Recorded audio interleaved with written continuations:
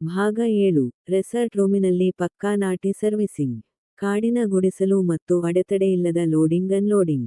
ಹೈವೇಲಿ ಸುರಿತಿದ್ದ ಆ ಬಿರುಸಿನ ಮಳೆ ಪ್ರಿಯಾ ಮತ್ತು ರವಿಯ ಪ್ರೇಮದ ಕಿಚ್ಚಿಗೆ ತುಪ್ಪ ಸುರಿದಂತಿತ್ತು. ಕಾರಿನ ಗಾಜಿನ ಮೇಲೆ ಮಳೆ ಹನಿಗಳು ಬಡಿಯುತ್ತಿದ್ದರೆ, ಒಳಗಡೆ ಈ ಜೋಡಿಯ ಉಸಿರಾಟದ ಸದ್ದು ಇಂಜಿನ್ ಸದ್ದನ್ನು ಮೀರಿಸುತ್ತಿತ್ತು. ಕೊನೆಗೂ ಬೆಟ್ಟದ ಮಡಲಲ್ಲಿದ್ದ ಆ ಐಷಾರಾಮಿ ರೆಸಾರ್ಟ್ ಬಂತು. ಸುತ್ತಲೂ ಕಗ್ಗತ್ತಲು, ಮಳೆ ಹನಿಗಳ ಸದ್ದು ಬಿಟ್ಟರೆ ಅಲ್ಲಿ ಮತ್ಯಾರೂ ಇರಲಿಲ್ಲ. ಈ ಏಕಾಂತವೇ ಈ ಜೋಡಿಗೆ ಬೇಕಾಗಿದ್ದು. ಕಾರಿನಿಂದ ಇಳಿಯುವಾಗ ಪ್ರಿಯಾ ತನ್ನ ಆ ಮೈಗೆ ಅಂಟಿಕೊಂಡಿದ್ದ ಪರ್ಪಲ್ ಪೆಪ್ಸಿ ಟೀ ಶರ್ಟ್ ಅನ್ನು ಸ್ವಲ್ಪ ಕೆಳಕ್ಕೆ ಎಳೆದುಕೊಂಡಳು. ಮಳೆಯಿಂದಾಗಿ ಆ ಟೀ ಶರ್ಟ್ ಅವಳ ಮೈಬಣ್ಣಕ್ಕೆ ಸಂಪೂರ್ಣವಾಗಿ ಅಂಟಿಕೊಂಡಿತ್ತು. ಇದು ಅವಳ ಮಾದಕತೆಯನ್ನು ಇನ್ನೂ ಹೆಚ್ಚು ಎದ್ದು ಕಾಣುವಂತೆ ಮಾಡುತ್ತಿತ್ತು. ರವಿಯು ಸ್ವಾಗತಕಾರಿಣಿಯಿಂದ ಕೋಣೆಯ ಕೀಲಿಯನ್ನು ಪಡೆದುಕೊಂಡು, ಪ್ರಿಯಾಳ ಕೈಹಿಡಿದು ಮೆಟ್ಟಿಲುಗಳನ್ನು ಹತ್ತಿ ಹೋದನು. ಕೋಣೆಯ ಒಳಗೆ ಕಾಲಿಟ್ಟ ಕೂಡಲೇ ಪ್ರಿಯಾ ಪಟಕ್ಕನೆ ಬಾಗಿಲು ಹಾಕಿ ಚಿಲಕ ಜಡಿದಳು. ರೂಮಿನ ಅಂದ ನೋಡಿ ರವಿಗೆ ಒಂದು ಕ್ಷಣ ಮಾತು ಹೊರಡಲಿಲ್ಲ. ಪ್ರಿಯಾ ಮೆಲ್ಲಗೆ ಅವನ ಹತ್ತಿರ ಬಂದು, ಅವನ ಕುತ್ತಿಗೆಗೆ ಕೈ ಹಾಕಿ, ರವಿಯವರೇ, ಇಲ್ಲಿ ನಮ್ಮನ ಕೇಳೋರು ಯಾರೂ ಇಲ್ಲ.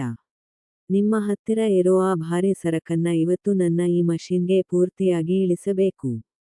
ನೆನ್ನೆ ಮನೆಯಲ್ಲಿ ಅರ್ಧಕ್ಕೆ ನಿಂತ ಆ ಇಂಜಿನ್ ಸರ್ವಿಸಿಂಗ್ ಇವತ್ತು ರಾತ್ರಿ ಪೂರ್ತಿ ಗೇರ್ ಬದಲಾಯಿಸದೆ ನಡೆಯಬೇಕು, ಅಂತ ಪಕ್ಕಾ ನಾಟಿ ಸ್ಟೈಲ್ನಲ್ಲಿ ಕೆಣಕಿದಳು.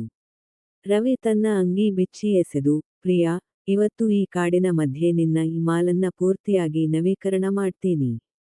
ಹಳ್ಳಿ ಇಂಜಿನ್ ಪವರ್ ಅಂದ್ರೆ ಏನು ಅಂತ ಇವತ್ತು ನಿನಗೆ ತೋರಿಸ್ತೀನಿ. ನಮ್ಮ ಈ ಸಂಪರ್ಕ ಬೆಳಗ್ಗೆವರೆಗೂ ಕಟ್ ಆಗಲ್ಲ, ಅಂತ ಅವಳ ಸೊಂಟಕ್ಕೆ ಕೈ ಹಾಕಿ ಮೆತ್ತನೆಯ ಹಾಸಿಗೆ ಕಡೆ ಎಳೆದನು. ಪ್ರಿಯಾ ಹಾಸಿಗೆಯ ಮೇಲೆ ವಾಲು ಬಿದ್ದಾಗ ಅವಳ ಆ ಪರ್ಪಲ್ ಪೆಪ್ಸಿ ಟೀ ಶರ್ಟ್ನ ಮೇಲಿದ್ದ ಲೋಗೋ ಅವಳ ಎದೆಯ ಏರಿಳಿತದ ಜೊತೆಗೆ ಕುಣಿಯುವಂತಿತ್ತು. ರವಿ ಅವಳ ಹತ್ತಿರ ಬಂದು, ಪ್ರಿಯಾ, ನಿನ್ನ ಈ ಸಾಫ್ಟ್ವೇರ್ ತುಂಬಾ ಬಿಸಿಯಾಗಿದೆ, ಅದಕ್ಕೆ ಇವತ್ತು ನಿನ್ನ ಆ ಹಾರ್ಡ್ ಡ್ರೈವ್ ಹಾಕಿ ಕೂಲ್ ಮಾಡಬೇಕು. ಎಷ್ಟು ಜಿಬಿ ಇದ್ರೂ ಪರವಾಗಿಲ್ಲ, ಇವತ್ತು ಎಲ್ಲವನ್ನೂ ಅಪ್ಲೋಡ್ ಮಾಡಿಕೊಡು, ಅಂತ ಡಬಲ್ ಮೀನಿಂಗ್ನಲ್ಲಿ ಉತ್ತರ ಕೊಟ್ಟನು. ಅಲ್ಲಿಂದ ಶುರುವಾದ ಇವರ ಪ್ರೇಮದ ಸೀಕ್ರೆಟ್ ಅಪ್ಡೇಟ್ ಕೋಣೆಯ ಗೋಡೆಗಳನ್ನು ನಡುಗಿಸುವಂತಿತ್ತು. ಪ್ರಿಯಾ ರವಿಯ ಪ್ರತಿ ಸ್ಪರ್ಶಕ್ಕೂ ಹೊಸ ಹೊಸ ಸನ್ನೆಗಳನ್ನು ಮಾಡುತ್ತಾ, ಅವನನ್ನು ಇನ್ನೂ ಹೆಚ್ಚು ಪ್ರಚೋದಿಸುತ್ತಿದ್ದಳು. ರವಿ, ನಿನ್ನ ಈ ಅಪ್ಲೋಡಿಂಗ್ ಸ್ಪೀಡ್ಗೆ ನಾನು ಪೂರ್ತಿ ಶರಣಾಗಿಬಿಟ್ಟಿದ್ದೀನಿ. ಈ ಕಾಡಿನ ಮೌನದಲ್ಲಿ ನಿನ್ನ ಈ ಹಳ್ಳಿ ಇಂಜಿನ್ ಮಾಡುವ ಸದ್ದು ನನಗೆ ಸ್ವರ್ಗದಂತೆ ಕಾಣ್ತಿದೆ, ಎಂದು ಅವಳು ಅವನನ್ನು ಬಿಗಿಯಾಗಿ ಅಪ್ಪಿಕೊಂಡಳು. ರವಿ ಅವಳ ಮೈಮೇಲೆ ಪ್ರೀತಿಯ ಅಕ್ಷರಗಳನ್ನು ಬರೆಯುತ್ತಾ, ಈ ಏಕಾಂತದ ಸಂಪೂರ್ಣ ಲಾಭವನ್ನು ಪಡೆದುಕೊಳ್ಳುತ್ತಿದ್ದನು. ಪ್ರತಿ ಕ್ಷಣವೂ ಇವರಿಬ್ಬರ ನಡುವೆ ಹೊಸ ಹೊಸ ದತ್ತಾಂಶ ವರ್ಗಾವಣೆ ನಡೆಯುತ್ತಲೇ ಇತ್ತು. ರಾತ್ರಿ ಕಳೆಯುತ್ತಾ ಹೋದಂತೆ ಇಬ್ಬರೂ ಮೈಮರೆತಿದ್ದರು. ಹೊರಗಿನ ಲೋಕ ಮರೆತು, ಈ ಮಾಂತ್ರಿಕ ಲೋಕದಲ್ಲಿ ಅವರು ತೇಲುತ್ತಿದ್ದರು. ರವಿಯವರೇ, ನಿನ್ನ ಈ ಕೆಲಸದ ವೇಗ ಇವತ್ತು ದಾಖಲೆ ಬರೆಯುತ್ತೆ. ಇಷ್ಟು ದಿನ ಇಂಥ ಗಟ್ಟಿ ಸರ್ವಿಸಿಂಗ್ ನಾನು ಎಲ್ಲೂ ನೋಡಿಲ್ಲ, ಅಂತ ಪ್ರಿಯಾ ಉಸಿರು ಬಿಡುತ್ತಾ ಹೇಳಿದಳು. ರವಿ ನಗುತ್ತಾ, ನಮ್ಮದು ಹಳ್ಳಿ ಕೆಪಾಸಿಟಿ ಪ್ರಿಯಾ, ಎಷ್ಟು ತುಳಿದ್ರೂ ಇಂಜಿನ್ ಇನ್ನೂ ಫ್ರೆಶ್ ಆಗ್ತಾನೇ ಇರುತ್ತೆ. ನಿನಗೆ ಇವತ್ತು ರಾತ್ರಿ ಪೂರ್ತಿ ನನ್ನ ಪವರ್ ತೋರಿಸ್ತೀನಿ, ಎಂದು ತನ್ನ ಪರಾಕ್ರಮ ಮುಂದುವರೆಸಿದನು. ಅವಳ ಆ ಪರ್ಪಲ್ ಟೀ ಶರ್ಟ್ ಈಗ ಹಾಸಿಗೆಯ ಒಂದು ಮೂಲೆಯಲ್ಲಿ ಅನಾಥವಾಗಿ ಬಿದ್ದಿತ್ತು. ಆದರೆ, ಸುಖದ ಸುಪ್ಪತ್ತಿಗೆಯಲ್ಲಿ ಮಲಗಿದ್ದ ಈ ಜೋಡಿಗೆ ವಿಧಿಯಾಟ ಬೇರೆಯೇ ಇತ್ತು. ಬೆಳ್ಳಂಬೆಳಗ್ಗೆ ಸರಿಯಾಗಿ 6 ಗಂಟೆಗೆ ಪ್ರಿಯಾಳ ಫೋನ್ ಒಮ್ಮೆಲೆ ಕಿರುಚಾಡಲು ಶುರುಮಾಡಿತು.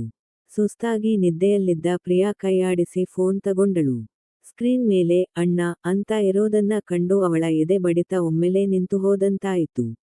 ಅಣ್ಣ ರಘುವಿನಿಂದ ವಿಡಿಯೋ ಕಾಲ್ ಬರುತ್ತಿತ್ತು. ಪ್ರಿಯಾ ಮತ್ತು ರವಿ ಒಮ್ಮೆಲೆ ಬೆಚ್ಚಿ ಬಿದ್ದರು. ಇಡೀ ರಾತ್ರಿ ಕೆಲಸ ಮಾಡಿ ಮೈಮೇಲೆ ಬಟ್ಟೆಯೂ ಇಲ್ಲದೆ ಮಲಗಿದ್ದ ಇವರಿಬ್ಬರಿಗೆ ಈಗ ಏನು ಮಾಡಬೇಕೆಂದು ತೋಚಲಿಲ್ಲ. ರವಿ ಹಾಸಿಗೆ ಕೆಳಗೆ ಅಡಗಿಕೊಳ್ಳಲು ಹರಸಾಹಸ ಪಡುತ್ತಿದ್ದನು. ಪ್ರಿಯಾ ತನ್ನ ಆ ಪರ್ಪಲ್ ಪೆಪ್ಸಿ ಟೀ ಶರ್ಟ್ ಹುಡುಕುತ್ತಾ ರೂಮಿನಲ್ಲೆಲ್ಲ ಕಣ್ಣಾಡಿಸಿದಳು. ವಿಡಿಯೋ ಕಾಲ್ ಇನ್ನೂ ಬರುತ್ತಲೇ ಇತ್ತು. ಈಗ ಈ ಸೀಕ್ರೆಟ್ ಅಪ್ಡೇಟ್ ರಘುವಿನ ಕಣ್ಣಿಗೆ ಬೀಳುತ್ತಾ, ಪ್ರಿಯಾ ತನ್ನ ಚಮತ್ಕಾರದಿಂದ ಈ ಸಂಕಷ್ಟದಿಂದ ಪಾರಾಗುತ್ತಾಳಾ ಎಂಬುದು ಈ ಸರಣಿಯ ಮುಂದಿನ ಮಹತ್ವದ ತಿರುವಾಗಿದೆ.